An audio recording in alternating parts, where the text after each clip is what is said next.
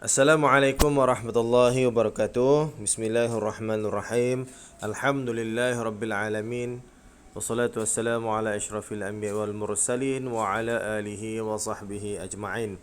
Alhamdulillah, anak-anak dan kecil sekalian, bertemu lagi kita dalam kelas Mereka Islam pada hari ini atau hari Senin.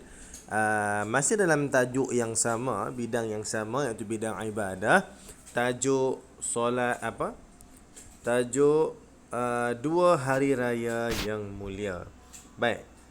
Minggu lepas Ustaz sudah terangkan mengenai solat sunat Aidil Fitri dan juga solat sunat Aidil Adha, bagaimana perlaksanaannya.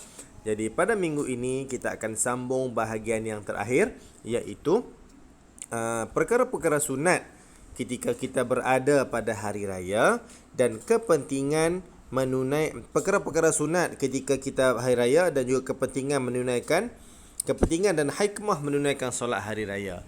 Baik, anak-anak boleh bersedia dengan buku teks muka surat 130. Baik, pertama sekali kita tengok dulu amalan sunat dua hari raya. Okey, baik. Sebelum kita solat sunat hari raya, yang pertama sekali awal pagi tu bila kita bangun tidur, mandi sunat hari raya. Bila kita bangun tidur sebelum kita nak solat subuh tu, kita boleh mandi. Bila kita mandi, kita niatkan saja aku mandi sunat hari raya Aidil Fitri ataupun sunat hari raya Aidil Adha kerana Allah Ta'ala. Maka kita mandi pagi tersebut dapat pahala. Yang kedua, selesai mandi, memakai pakaian terbaik dan wangi-wangian. Pakai baju yang terbaik. Tidak semestinya baru. Selalunya kita beli baju raya yang baru kan? Tidak semestinya baju raya yang baru. Kalau yang tahun lepas pun boleh. Sedang asalkan pakaian itu pakaian yang terbaik, menutup aurat dan sopan sempurna. Yang ketiga, makan sedikit makanan sebelum menunaikan solat sunat Aidil Fitri.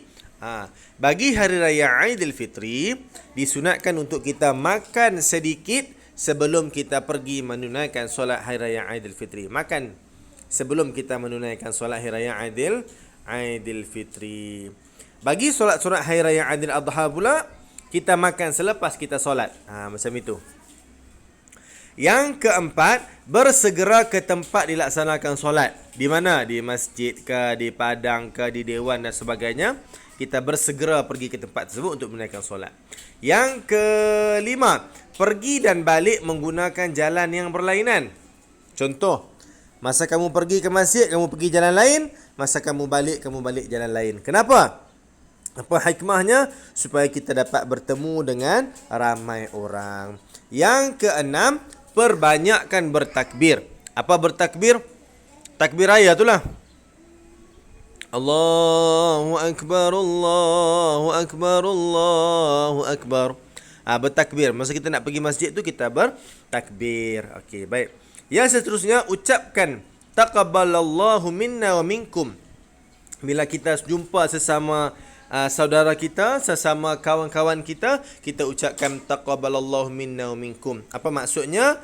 Moga Allah menerima amalan kita dan amalan kamu semua. Dan saling mendoakan serta bermaaf-maafan. Itu sunat. Yang ke berapa tu? 6, 7, 8. Yang ke-8, berwajah ceria dan senyum kepada setiap orang yang ditemui. Dan yang ke-9, perbanyakkan bersedekah.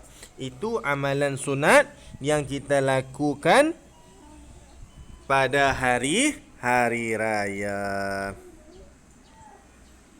Baik, selepas kita solat sunat hari raya, kita buat apa? Bertakbir selama 3 hari tasyrik untuk Aidil Adha. Kalau hari raya Aidil Fitri, kita bertakbir bermula daripada masuknya maghrib hari terakhir puasa sehinggalah sebelum kita menunaikan solat sunat hari raya Aidil Adha. Itu saja tempoh untuk bertakbir. Manakala hari raya Aidil Adha, tempohnya panjang sampai raya ke 10, 11, 12, 13. Sampai raya ke-4. Raya pertama, kedua, 3, 4, 10, 11, 12, 13 Zulhijjah. Tempohnya lama untuk kita bertakbir. Disunatkan makan selepas menunaikan solat sunat Aidil Adha. Bagi solat sunat Aidil Adha, kita makan selepas kita solat. Yang kelima, saling ziarah menziarahi. Itu yang ketiga. Yang keempat, puasa sunat 6 hari pada bulan Syawal. Selepas hari raya, masuknya raya kedua, untuk hari raya Aidil Fitri, kita disunatkan berpuasa selama 6 hari, sama ada secara berturut-turut atau berselang-seli. Dan yang kelima, melakukan ibadah korban bagi hari raya Aidil Adha. Baik. Apa kepentingan kita menunaikan solat sunat hari raya Aidil Adha?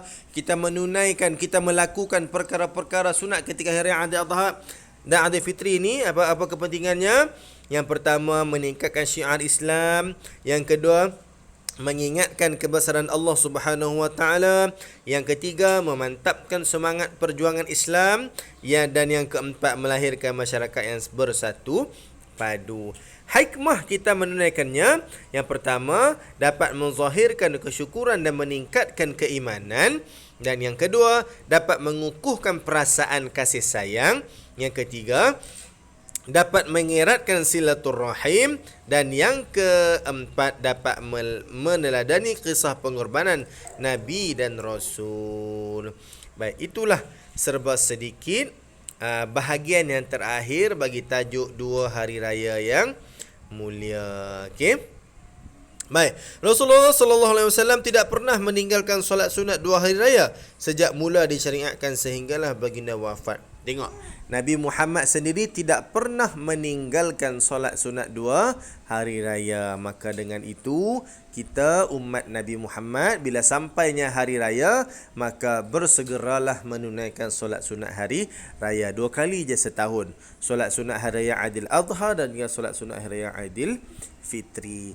Jangan tinggalkan. Dan semua amalan-amalan sunat tu kita kena buat. Semoga hari raya yang kita sambut itu dipenuhi dengan keberkatan dan pahala daripada Allah Subhanahu wa taala. Sekian, assalamualaikum warahmatullahi wabarakatuh. Habis tajuk ini.